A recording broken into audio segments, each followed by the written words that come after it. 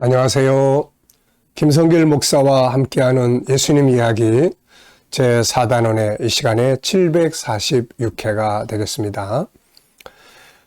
제목은 시험에 들지 않게 깨어있어 기도하라 입니다.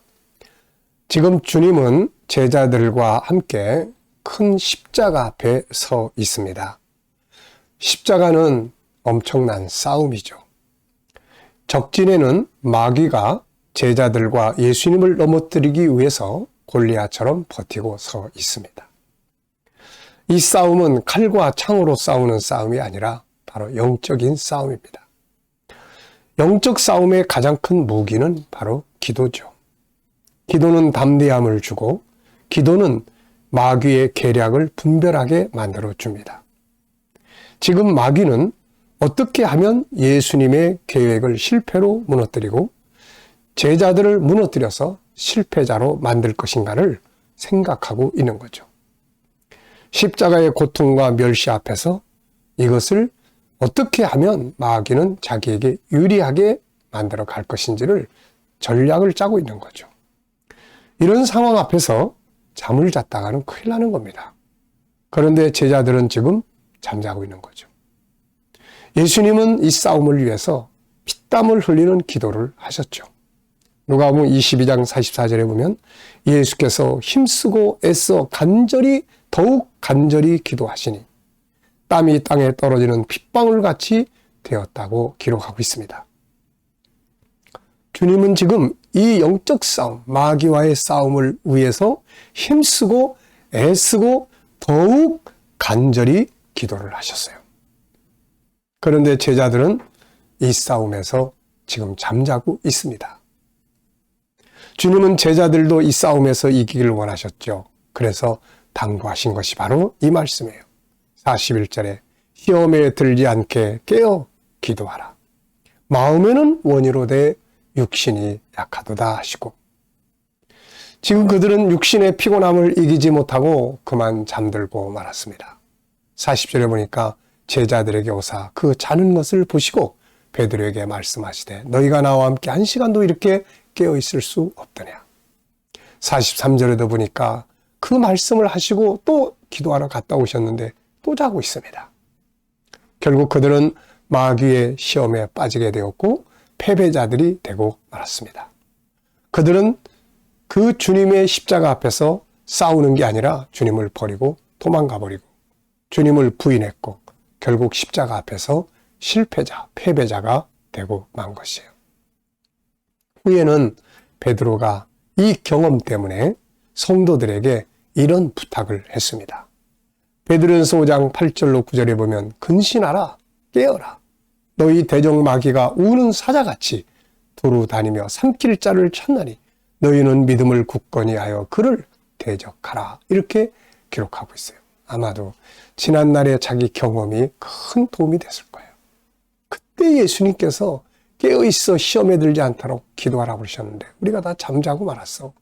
그 바람에 우리가 그냥 그 싸움에서 완전히 패배자가 되고 만 거예요. 그래서 베드로 이걸 기억을 하고 성도들에게 깨어 기도해라. 마귀가 우는 사자처럼 삼킬 사람을 찾기 위해서 두루 돌아다니고 있다. 돌아다니면서 누굴 삼키려고 대들겠어요. 다 보니까 막 열심히 기도하고 말씀을 읽고 묵상하고 막 이런 사람들은 공격을 할 수가 없으니까 가만 보니까 잠들어 있는 사람들, 이 사람들을 가가지고 그 속에 싹 들어가서 시험거리를 만들고 서운하게 만들고 또 막 화나게 만들고 그러면서 믿음에서 실망하게 만들고 막 이래가지고 시험 들어서 떨어져 나가게 만드는 거예요. 우는 사자처럼 삼킬 자를 두루 찾고 있다고 말합니다. 사도 바울도 이 부분을 이야기를 했죠. 에베소 6장 12절부터 보면은 우리의 씨름은 혈과 육을 상대하는 것이 아니요 통치자들과 권세들과 어두움의 세상 주관자들과 하늘에 있는 악의 영들을 상대함이라. 이렇게 말씀합니다. 눈에 보이는 육체적 싸움이 아니라 보이지 않는 영적 싸움이란 말이죠. 마귀는 아주 간교한 자죠. 그리고 우리보다 단수가 높습니다. 그래서 우리가 말씀과 기도에 깨어있지 않으면 그의 미혹에 빠져 시험에 들게 되는 것이죠.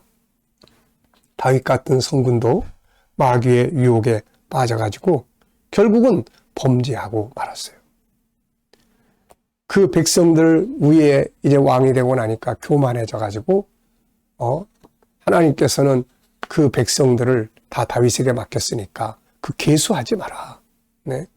그랬더니 다윗이 자기 권위를 내세우려고 백성들을 다 술을 헤아립니다. 이때 마귀가 다윗을 시험하였다. 이렇게 이야기를 해요.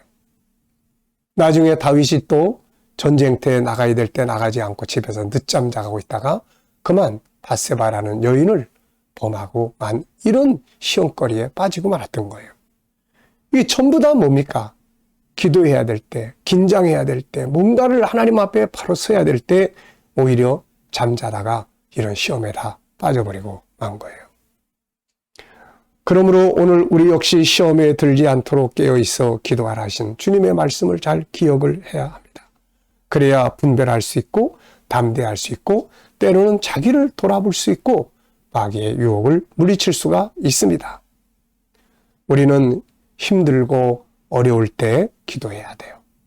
힘들고 어려울 때 기도하지 않으면 절망이래 시험에 빠지게 됩니다. 잘 나갈 때 기도해야 돼요. 뭔가 내가 잘 나가고 있을 때 기도하지 않으면 결국은 교만이라는 시험에 빠지게 되는 거죠. 마음 상하는 일이 있을 때 기도해야 합니다. 누군가로부터 서운한 마음이 들 때 기도해야 돼요. 예? 누군가로부터 교회 갔더니 그냥 누군가가 자기를 무시하는 것 같고 막 서운한 감정이 들어요. 나한테 왜 저래? 벌써 기도하기 시작해야 돼요. 네. 그래야 그 사람의 문제가 있는 게 아니구나. 이렇게 마귀의 시험을 이길 수가 있는 거예요. 누군가와 다툼이 있을 때, 분쟁이 있을 때 빨리빨리 기도의 현장에 엎드려야 합니다. 은혜가 충만할 때 또 기도해야 돼요. 왜냐하면 은혜 없는 사람들도 비난하고 정죄하니 하나님이 뭔가 사용하실 때 기도해야 합니다. 그렇지 않으면 남을 정죄하는 시험에 빠지게 돼요. 하여튼 이 마귀는 우리의 가진 것을 가지고 우리를 시험하고 없으면 없는 걸 가지고 시험에 빠지게 만들고 네? 이게 마귀의 전략이에요. 그래서 우리가 어떤 상황에서 잘 나갈 때든 안 나갈 때든 어려울 때든 잘 될 때든 또 하나님 앞에 쓰임 받을 때든 무엇을 하든 간에 하나님 앞에 항상 기도를 해야 합니다. 그러면은 내가 좀 서운하다 싶으면 기도해야 되겠구나. 네? 내가 뭔가 마음이 편치 않으면 기도해야 되겠구나. 뭔가 막 잘 나갈 때 기도해야 되겠구나. 지금 기도해야 될 때. 네? 우리가 이런 자세를 가지면 시험에 들지 않습니다.